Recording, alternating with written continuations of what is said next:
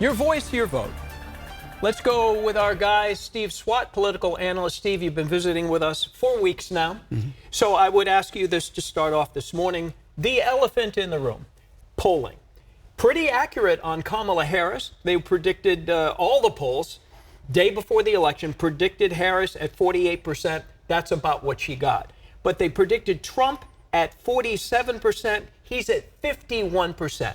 How could this be so off? Well, first of all, one quick mention about polls. Elmo Roper was a leading pollster in the 1930s, and he said at that time, any fool can take a poll, but many do. And so you got to take these polls with a grain of salt. But these are conservative and liberal polls. This is all polls. It's not just skewed by one party. In many cases, polling is more an art than a science. Okay. In terms of Trump last night, I mean, they registered many new voters, and they all came to the polls in the hinterlands in some of these swing states, and so that was very important. He really overperformed in terms of support from Latinos, but also from those under 30. And so there were a lot of those folks were missed in the polling, and they showed up in pretty big numbers. Missed in the polling. Okay, there you go. So women have likely reached a major milestone in California politics. What is that about? That is about the fact that for the first time in California history, California women have reached or exceeded slightly parity in the California Senate. Okay. Right now we're looking at 21, perhaps 22 of the 40 members, and very close to parity in the Assembly.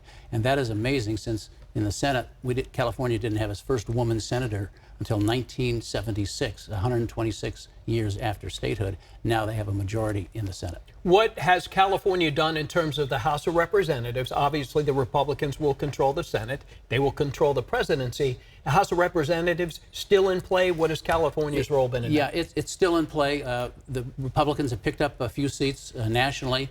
Here in California, we've talked about 6 toss-up seats for the House. Right now, Republicans are winning 5 of them. Okay. But they're very close margins. Obviously, it'll take a couple weeks probably before those are final. Okay. So we have now California versus the nation in terms of our political setup. Gavin Newsom against Donald Trump. Will Newsom and the state of California be sort of the resistance to what happened in the United States last night? We were after the 2016 election, and the Attorney General's office is already preparing for all sorts of stuff. For example, what if there's a national abortion ban? California will want to fight that. What if there is restrictions on the abortion medication or our gun laws? How do you protect 1.8 million undocumented immigrants in California who are now being threatened with deportation? Right. And they are really a centerpiece of California's agricultural industry. What can Newsom do, though, if the president wants to send ICE in and take immigrants out? What can Newsom do? You have to go to court, first Right. of all. California filed, 100 or so lawsuits after the 2016 election. And so California's Attorney General and Governor Newsom, I'm sure, are thinking right now, where are we going to go to court? Where are we going to challenge some of these issues?